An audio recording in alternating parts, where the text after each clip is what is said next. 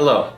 This community briefing video is intended to provide you with information about a critical incident that occurred in the city of Norman.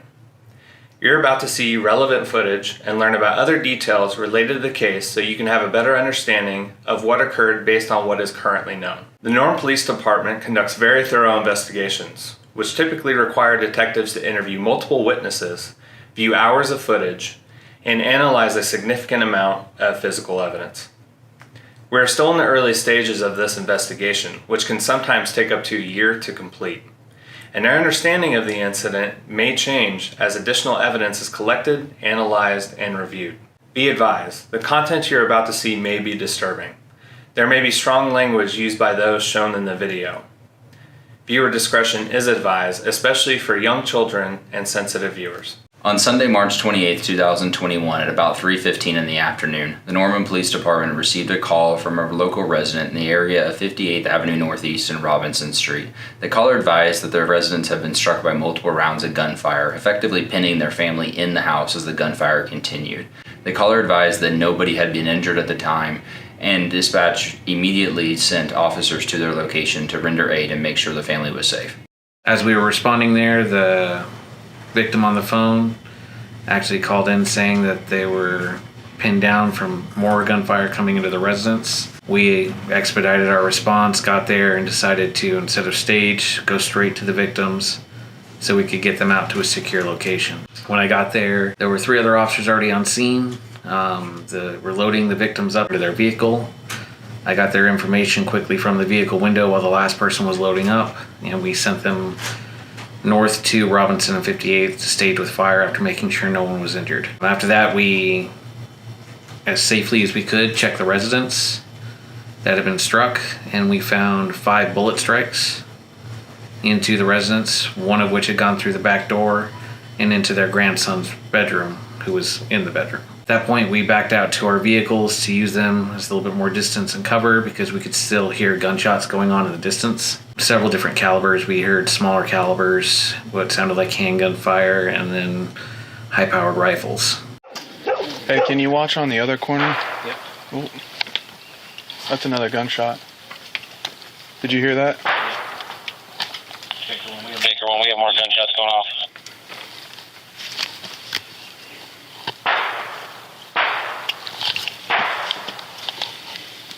That's 5, 6. I was the shift supervisor that day. I was notified, so I started going out there also. Go to the scene, check out the bullet holes for myself, waiting on investigations to show up. We have 3 cars that are parked just a little bit north of the victim's residence. The guy is still shooting what seems to be from the north to the south in the area of these houses. This is Lieutenant Savage, the Norman Police Department. Hey, if you're shooting guns over there, you're hitting houses over here off 58th. I need for you to call me back, or I need for you to stop shooting. Typically, when investigations comes out, the scene's usually safe by then, so there's no real fear. So we usually just park next to the patrol cars.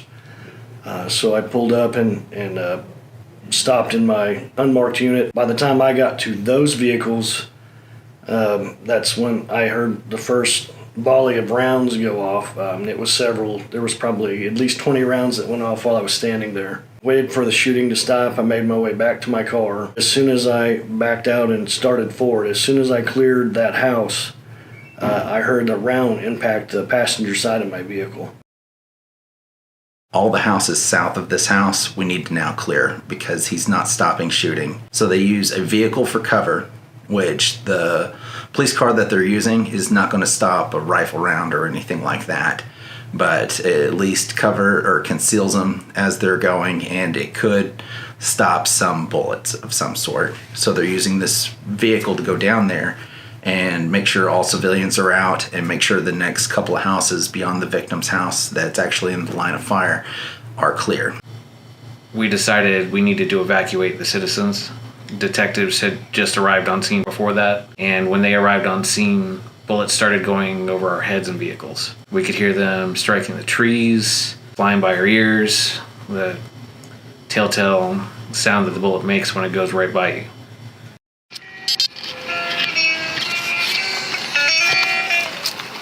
Yeah, rounds just went over our head. What's up? That was right the fuck over our head, boss. I guess. Yeah, I'm back here behind my wheel well.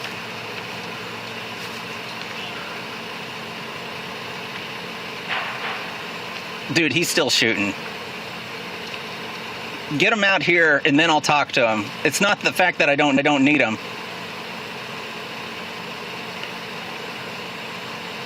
All right, see ya, bye.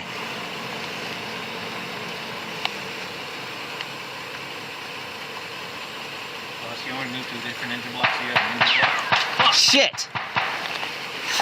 I'm hitting my sirens. So I turned on my siren, which that engages my lights overhead, and it's loud, and I let it run for a little bit.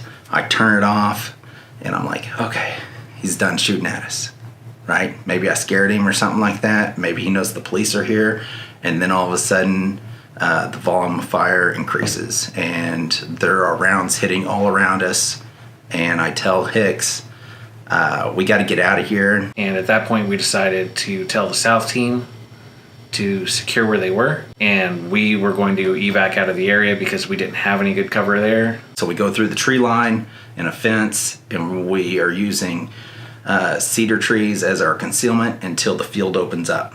And as the field opens up, we're approximately 150 yards, maybe 200 yards from our cars. And we look to our right, and there's a brick dwelling that's on the back side of the subject's property that has an elderly man going into the front door.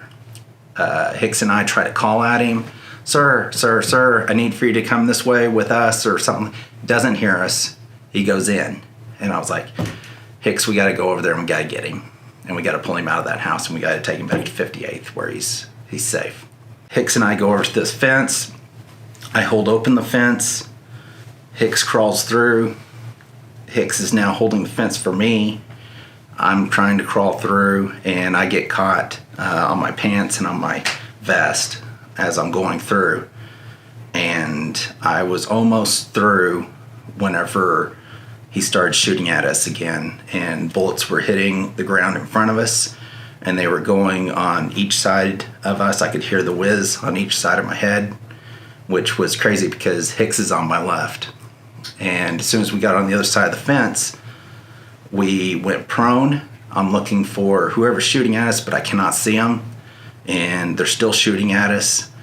And that is when I was like, this was done on purpose. Because we are almost 2 football fields from where our car was, or maybe a football field and a half. He had followed us all the way over here. And he didn't engage us when we were at the fence. He engaged us whenever our backs were to the fence, like we had already gone through. And you cannot, like, try to go back through a fence whenever somebody's shooting at you. So we're prone. I told Hicks, we got to move. We stood up, and we ran in the direction of the house towards the bullets that were coming at us. And I never could see anybody. Bullets were whizzing by us as we were running towards the house itself. And then I heard one hit something metal, either a car or maybe a fence post or something like that. But it made a loud ting sound as it ricocheted off of it and went someplace, I'm not sure where. Got to the house. I opened up the door. I told the people inside the residence that we're being shot at and you need to get out of the house now. Hey, let's go. He's shooting at you now. Get out of the house. Get out of the house. Come on, quick. Come on, man. They say get out of the house. Right here, hey traffic. It was scary. Yeah. Okay. The shots I heard sounded like they were right outside that window. And then just shortly after that, the door opened up. And the officer said, you need to vacate this house now. So We got it I together. got up and got her and Got father-in-law. my We dad. got outside. And they stayed on each end of the house. And I mean, they laid there. They did not The move. whole 2.5 The hours. whole 2.5 hours. They sat right there in that prone position with their eye on that gun and their hand on the trigger. When their phone would ring, they would reach it with their other hand. They wouldn't even look back. Yeah. So It was That was pretty pretty intense. impressive. It was intense. We had the drone go up, trying to figure out where this guy was shooting from. And when the drone went up, it took his attention off of us. Louis, talk. We got a drone in the air.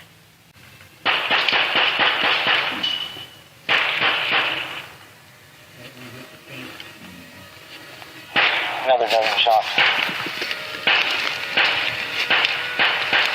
I think he's shooting at your drone.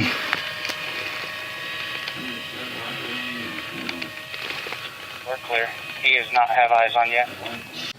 And he started shooting at the drone and going after that, which again gave us a little bit of a reprieve. That actually was able to fully redirect him away from our area for the most part after that. He was still shooting. He actually shot a little bit more towards the south team that was still stuck down there. But he had taken his attention off of us and the citizens, which was a very good thing. Basically, we had these people protected on both ends, but we could not move. One of the individuals in the house was elderly. He had a cane. He had some health issues, and he could not move very fast. We are stuck, and we cannot move. So then I relayed it to the other officers responding where I was, and that we had 3 more officers down the road that also could not exfil from the area. We waited, and we waited what seemed to be forever for someone in an armored car to come get these 3 civilians and us out of the area. He did that, I want to say 3 or 4 times. He called asking, could y'all get somebody up here? Because of my dad. But it was still a long time after that. About 2.5 hours. We're just waiting for over an hour for, an armored car to show up to be able to pick up these people and safely take them back to an ambulance so that they can get treatment in a safe place. They start coming down the road, and we got the citizens out first. Then they called for me to back up to them. Kyle, let's go. The sense of relief getting in that vehicle was immense. And then not just for me, but the citizens as well. Okay, this is going to be hard for him to get in. Get him in. Medics, we help. Yeah. It was, just a crazy relief to everybody cramming into that armored vehicle, just trying to get out of there. They put my dad in an ambulance to get him cooled down and put some oxygen on him. Yeah. And they asked us if we had some family to come get us. Thanks. Yes, thank you. Getting us out of here. I want you guys to know I thank you very much for protecting us.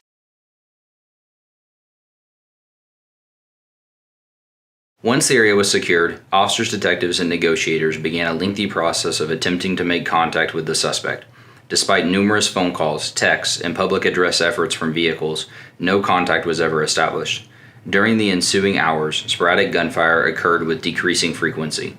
After obtaining a search warrant for the location where the gunfire had originated from, tactical teams were able to use armored vehicles to safely approach the location to attempt to make contact. Multiple additional attempts to make contact and encourage the subject to surrender peacefully were made with no success. At about 11 p.m., while clearing the structure on the property, the suspect was located. As officers continued providing command requesting his peaceful surrender, a single gunshot was heard. Officers immediately entered the area and located the subject suffering from an apparently self-inflicted gunshot wound.